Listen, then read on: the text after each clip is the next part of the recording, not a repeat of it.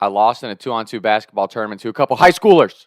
This past weekend, I went up to Ohio with my dad and little brother to play in this 2-on-2 driveway basketball tournament known as GibbyBall. My dad and his buddies from high school started GibbyBall in 1998. It's a 2-on-2 basketball tournament played on a 9 1/4 rim. And you literally have these old letters that they used to write. Like, it's basically, they wrote it out as like, this is for all of us washed white guys who still want to participate in athletic events type of thing. And it's awesome. And I've talked about GibbyBall on here before. Just an awesome tradition there. When my dad and his buddies got too old and decided to hang it up, I want to say in their 40s, there was like a few sprained ankles, a torn ACL, like a lot of significant injuries. But they're like, okay, we're too old to do this anymore. They passed it on to my age group. So when me and my buddies were high school, college age, they started doing it with us. And then the stupid COVID shit happened. And after that, they passed it on to the youngest son who him and his buddies are in high school. The youngest guys playing are like 15, 16 years old. I told the story around here about GibbyBall. My brother punched a kid in the face for making fun of his lisp. Get a call from my buddy Caleb. He's like, hey, you guys should come up for GibbyBall this year. And we haven't been up in 4 or 5 years. Obviously, we're in to go. But me and my brother on the way up, we were like, if it's all high school kids, we'll just hang out and watch. We don't even have to play. My buddy Caleb, who is my age, was saying, like, no, it'll be good. Like, we'll even it out with some of the younger kids or the kids who maybe haven't hit puberty yet in high school, or basketball's not their primary sport. Like, it'll be good. We'll have a mix of like 20-something-year-olds and the younger high school guys. It'll be a good mix of age groups to keep it even. And it was very even. Because when you get on a 2-on-2 basketball tournament, even if you have one player who might be like physically dominant or a really good basketball player, if he's paired up with somebody who's not, and you play two decent players who can do a little bit of everything, it makes it tough because then it's almost like a 2-on-1 matchup at that point. And and going into it, I'm like talking to my buddies who, again, we grew up together. Our dads went to high school together. We've known each other since we could barely talk. Like, you just, there's certain guys that you're friends with for that long. It's just like, it doesn't matter if you don't see them for 5 or 6 years. You just pick up right where you left off. So before the tournament, we're all talking, catching up, and I'm like, yeah, we've really matured. Like, definitely going to take it easy in this tournament today. Like, I'm not going to go too hard. And then the high schoolers that are there are kind of chirping us and talking shit. Like Caleb, his younger brother, we'll call him G. G's kind of talking shit to me all day. Like, hey, I hope I see you. We're going to beat you. And I'm like, okay, if these kids are talking shit, I'm going to go as hard as I can. And I felt even more comfortable doing that when I see my buddies who I grew up with headbutting the ball, like screaming at themselves, make a fucking shot. One of my buddies kicked the ball because he was so frustrated that he lost. Like, because that's the thing is, like, you tell yourself, okay, they're high schoolers, like, there's like a 10-year difference. I need to take it easy. And then you get out there and you're like, nah, we're going hard in the paint. Like, there is no mercy today. I'm here to win. And it was fun. Like I said, it was a lot of fun. And I will say to all my buddies out there who are watching, I made it out of the old guys. I made it the farthest. Played make it, take it to 13. I think I had 13 points in a couple of the games. So if we're running stat lines and highlights, I was having a Kevin Durant type day out there. I was really proud of myself. Is at 26, I'm sitting there going, okay, I still got it for GibbyBall. Like, this is what I'm talking about. It's a double elimination tournament. So we end up losing a game. We get all the way to the finals of the losers bracket. So we're a game out of the championship. We're one of the last 3 teams in. Of course, we play G, the younger brother of the family who hosted, who's been talking shit to me all day. So we come out, and I'm not going to lie, at about halfway through every game, like the first 6 points, I'd feel fine. The last 7, I would be dying. I couldn't get my breath. So this game, we come out swinging. I have a couple dunks right on the kid guarding me. My partner's hitting shots. It's like 10-6, and I'm like, okay, we've got it in the bag. I started settling for jump shots because I didn't have the energy to drive to the basket. I was tired and ended up choking, losing the game 13-12, sick to my stomach. All my buddies give me shit, and G's talking shit after they end up winning. But, they didn't win the whole thing. I'll say that.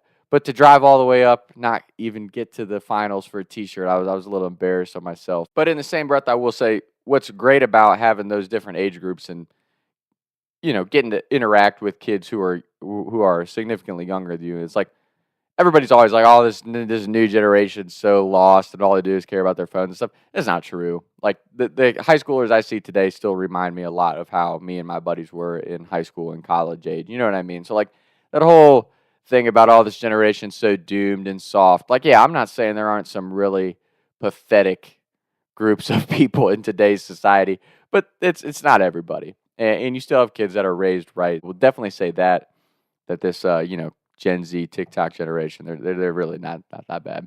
And I can't tell you how funny it was. Like, again, you tell yourself you're going to take it easy, and then as soon as you get out there against these kids, all the competitive nature comes back, and you're like, I'm going hard. And I think that's good. Like I said, even being 26 and having basically a 10-year age difference on a lot of the guys playing, it ain't like we dominated. It was a very even tournament.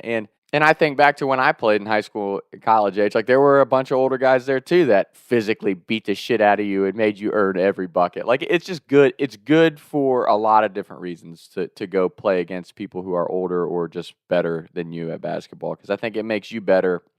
And that's something that I think in life, especially in sports growing up, we need to stop all the rules and regulations to try to make everything an even playing field. Like, it's good to figure out who is better than you, because then you have two decisions at that point. You either take a different path and stop playing that sport, or you put in the work to develop yourself and be better. And that's not just in sports. I think that should be a really important lesson that reflects in society today. Like, everyone always talks about Kobe Bryant, Michael Jordan. They're not as talented as LeBron James. Correct.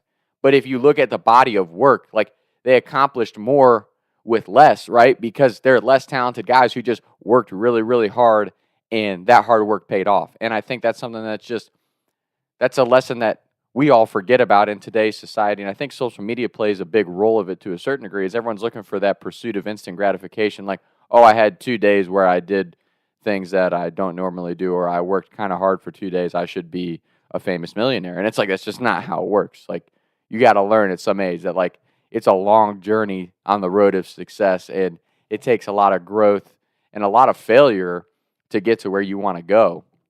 Like, because it is one of those things, like, you could fail 20 times, but when you have the 21st attempt and you have a big breakthrough or a really successful product or whatever it is that you're working on, once you hit that point, then everybody forgets about the 20 failures. So I think it's just important. It's an important reminder. And like I said, I'm using a 2-on-2 basketball tournament to make this analogy, but like, I think it was good to go meet these high schoolers, because like a lot of them, they did follow me on TikTok, and we were able to joke around and talk. But it's like, once we step on that athletic surface, like, no, I'm not going to take it easy on you. I don't care if you're in high school or not. Like, I don't care if you're in high school or college. Like, I was too, and nobody took it easy on me. So I have to do the same thing to you, because it's ultimately going to make you better.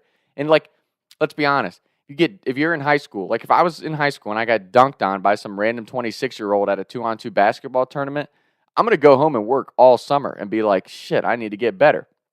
Like, I'm not going to lie. Losing to, you know who you are, losing to my buddy's little brother who's a sophomore in high school, like, that ate me up. That ate me up. I'm like reflecting on the game after, like, 20 minutes after I get knocked out of this tournament. I'm like, if I would have just gone to the hole and had a couple more dunks instead of settling for jump shots, I would have won that game and I would have been in the championship game. Like, those are just the little things that I think it's important to have that competitive nature. I don't care what age you are. Like, it's not that it's hateful or spiteful towards other people. It's just like, I'm competitive and I want to go out and dominate because that's what I came here to do. Like, that's the mentality that I think you should take into any environment that requires you to compete against other human beings at any level. I think that's just important to have that mentality.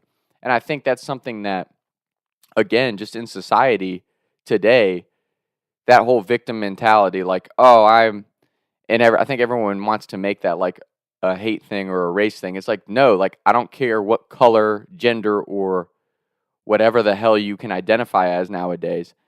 I'm going to go hard, and there's no excuse for me if I don't get there. I'm going to go as hard as I can, and the results, and let those chips fall where they may. Because, like, that body of work that you develop over time and the work that you put in when you step on stage, so to speak, or you step between those lines in an athletic field, or you clock into work, like, whatever it is, when you go to perform and show off your skill set, it's a reflection of the work that you've put in. So yeah, all that to say, GibbyBall was an awesome time. It was great to see all the people that, you kind of grow up with, and I'll be 27 next year, and if I get invited back, I'm going to go fucking ball as hard as I can. I'm going to go play in it. So And all you high schoolers, if you guys see this, I'm coming for you. And G, I'm especially coming for you because you hit some lucky fucking shots in that game. I'm still pissed about it. But yeah, that's today's episode. Hope everybody's well. Talks with Tom. Taking shots by the lake till I can't even breathe no more, see no more. I was riding around town thinking to myself, is it gonna get easier? I'll be up and away up the shake and bake, but I can't even breathe no more. What's it to me?